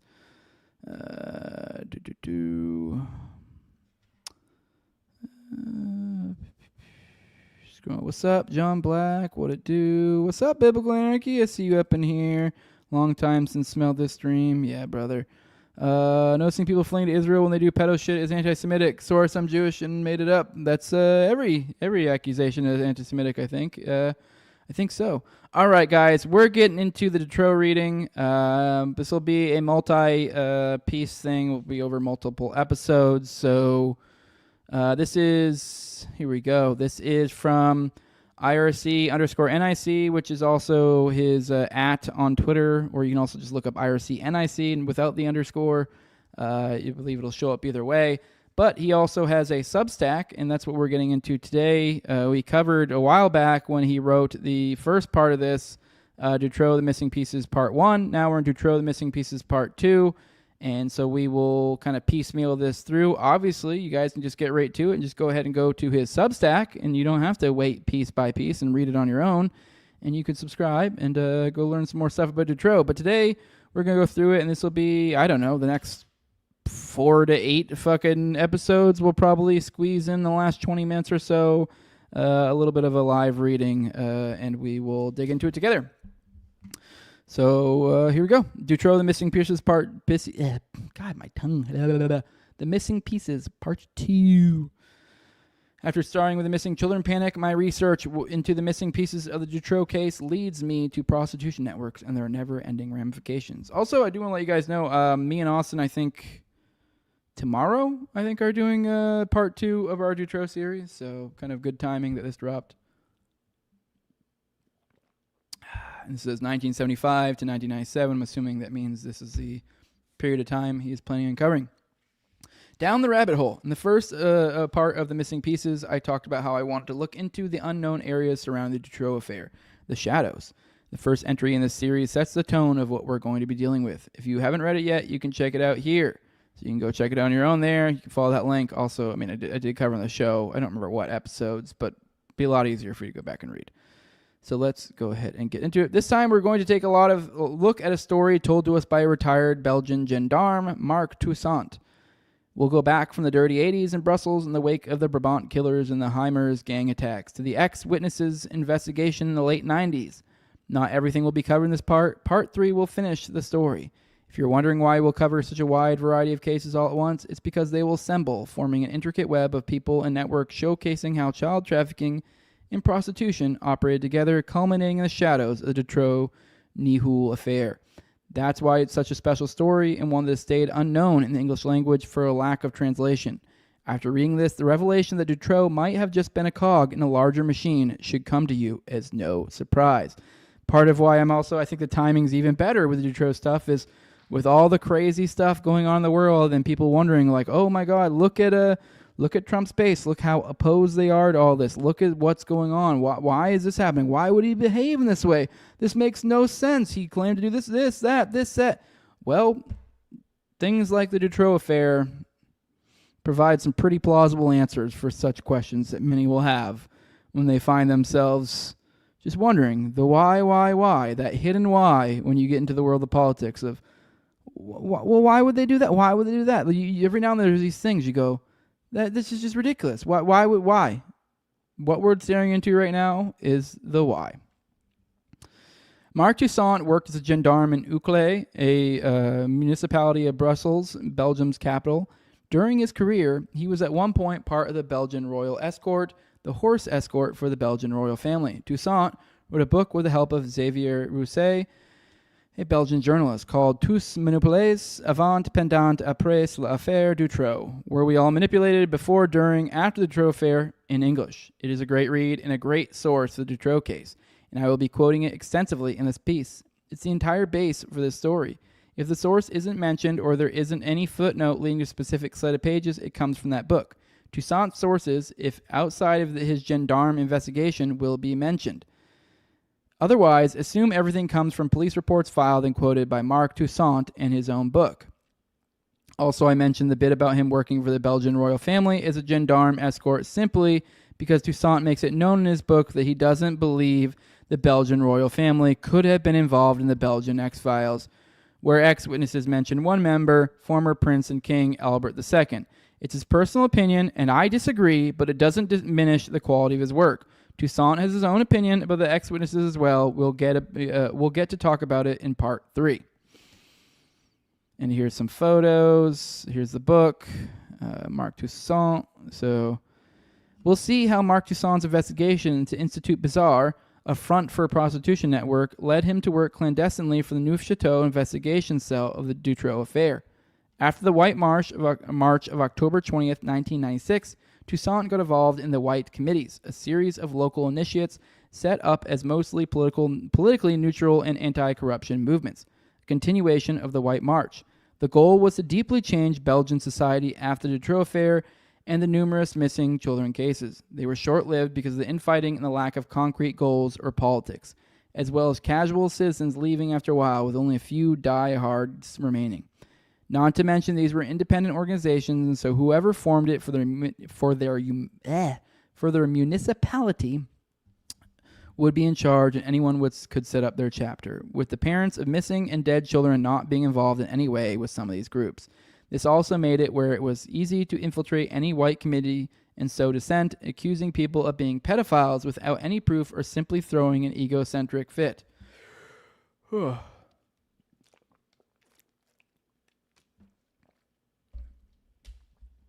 right, stepping stones. Toussaint started as a gendarme in 1986, right after the Brabant killers shook Belgian society. He joined the Uccle, Brussels gendarme in 1994.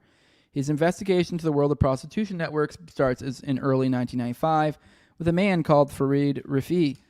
Farid reports to Toussaint that he's been being falsely accused of pimping 2 women, and so he wants to file a claim against them.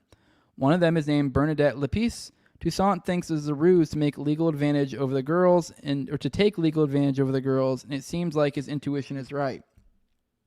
The other woman, Sonia, has previously reported him as a pimp, and Farid has files open at other police stations. Toussaint then decides to look into him, learning that Farid's lawyer is none other than Etienne Delhouven, a well-known name in the prostitution milieu, but he doesn't know that yet. Delhouven and his client, Farid, are often involved together in a cooperative company. They sell drinks out of a small cabin called the Pavillon Malou, situated in one of Brussels' parks near a kids' play area. It's mostly used on weekends and holidays by the local children and their parents, but Toussaint picks up interesting testimonies about BDSM parties being organized secretly at the cabin. Jesus. We'll get back to that in a bit. Marc Toussaint starts looking into the people close to Farid and Delhouven. Toussaint auditions Bernadette Lepisse, mentioned earlier, who had Etienne Delhouven as a boyfriend and pimp until she reported him to the police in 1990. Since then, she's been pressured to stop talking and denouncing him, with Farid harassing her over the phone. Bernadette worked for a very specific prostitution network in Belgium, one active in the 70s and 80s, known as the Fortunato Montaricourt Network, or La Cercle de Tuna. Tuna's Circle in English. It was named after Fortuna, Tuna, Israel, and Lydia Montaricourt, the 2 consecutive owners of this network. The whole article could be written about the specific network, and so I'll keep it concise. The Fortunato Montaracourt prostitution network was used as a means for a Belgian consortium to secure building contracts in Saudi Arabia. Called Eurosystem Hospitalier for short, this consortium was looking to win over hospital construction contracts in the Kingdom of Saudi Arabia in the early 70s. So this was okay. So this was they're wooing Saudis for hospital contracts. Okay. With the help of Lydia Montaracourt's girls easing up the negotiations, in 1975, ESH was chosen and given a 900 million euros contract to build 2 hospitals in Saudi Arabia. The then Prince Albert II of Belgium was said to have weighted heavily in discussions with Prince Fahd of Saudi Arabia, having visited the country and presented the ESH project to the Saudi prince in 1975. After the contract was given to ESH, the consortium mysteriously goes bust in July 1979, and the whole project gets canceled. In the following investigation by Belgium's tax inspection services, it's established that ESH gave $225 million of euros of commissions to Belgian intermediaries. That includes possibly Prince Albert to use their powers to promote the project of the Saudi royal family. It smells of a massive scam. The director of human relations for Eurosystem Hospitalier was none other than Fortunato Tuna Israel, a madame. Tuna Israel had, of course, absolutely no experience as an HR, but her prostitutes were known to be orgy specialists. An enigmatic figure, Tuna Israel was even said to be an intelligence asset. Her prostitution network was hired across Europe to charm businessmen and politicians on behalf of ESH. Lydia Montaracourt, a prostitute working for Tuna, would later receive Tuna's contacts books and inherit her network when she became a madame herself. It's easy to see where this is going. Interrogated by the police in 1979 after a house search, Tuna would say that her role for ESH was to find girls to keep the prince, Albert, and his company and companions company during their travels abroad. These girls were prostitutes. The police found a document at Tuna's house that indicated she had been in contact with Richard Boaz and Gendarmerie General Fernand Bourier, the highest rank in the service. It later appeared that girls from Tuna's network were used as company by Paul van den Boyenens. We will also get to him later. Roger Boaz and friends at a safari in Kenya. And not any safari, a little get-together organized by none other than Adnan Khashoggi, who owned the Mountain Kenya Safari Club, which I'm pretty sure that's the guy that also Trump owns his yacht now, the yacht that was known for being used for blackmail. The Montaracourt Tuna Israel case was later hushed up, everyone denying any involvement with important evidence like Lydia Montaracourt's client list and her diary going missing, and any cop daring to look deeper into it was moved away from the case. The network was said to be part of the Pink Ballets and the Brabant Killers case as part of the Pinon affair. There's nothing illegal about hiring prostitutes, but doing so in the context of sensitive negotiations and possibly falling into blackmail territory is where the lines get blurred. Fortunato Israel never was charged and later fled to Malta with the help of Roger Boaz.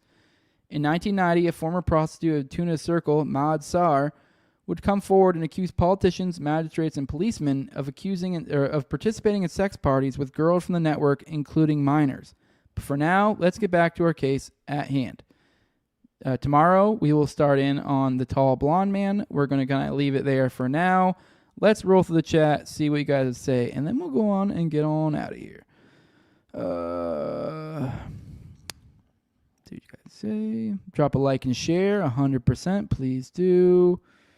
The last 20 minutes of squeezing is the most important part of the morning dump. That is true. This is the most important part. This is where we're going over some real stuff here. You got Joe Biden tongue today. I do. I don't know why I'm all tongue-tied today. I'm getting all dry and shit.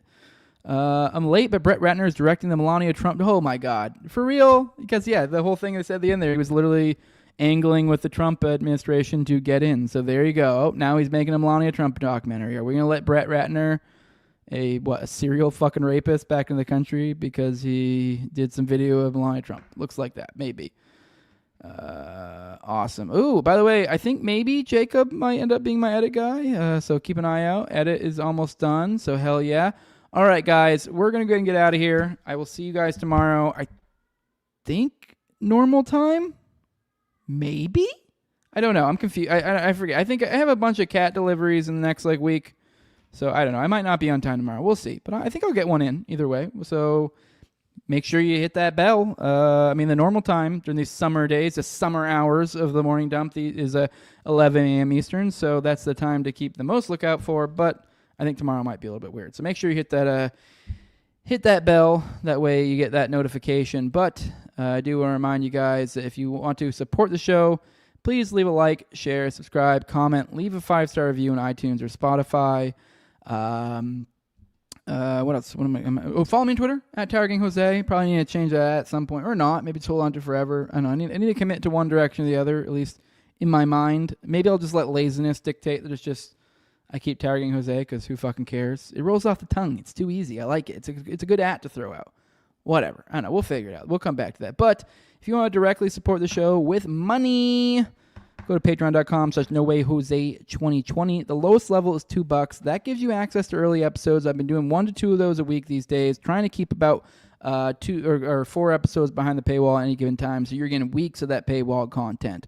Also at the $2 level, you're getting that ad-free RSS feed and access to the pre-show and priority for the call-ins on me and Austin's weekly live call-in show, Already Dead, which is at 9:30 p.m. Eastern on Tuesdays on both of our platforms. That's today. So if you want to give any calls to me or Austin, I know he just did a big Atlanta child murders episode. So if you guys have any questions on that, or I don't know, if you have any questions on whatever craziness going on in the OKC community or any stuff, you guys are welcome to join us. The patrons get preference. So chip in $2, and then that way you can make sure you can get in there. But I want to give a big shout out to my sponsors over at Patreon. This is the highest. This is for the highest level. I give them a shout out every episode. It's a big thank you for supporting what I do over here. That's my co-host and Tower Gang, or used to be, @TowerGangToad, also at AbrogateDees, @ZOVRCK, @InfiniteZeal, Tim Tuttle, at Jolly on Klebold. That's an all-time, because he's the homie. Then Will Bell, Delicious Blueberry Rabbit Eye Wine, then Big Fan of the Show, Torrin May, and Jordan Peterson. With that, guys, we are out of here. Cat deliveries. Yep. All right, guys, we're out of here. Deuces. Bye-bye.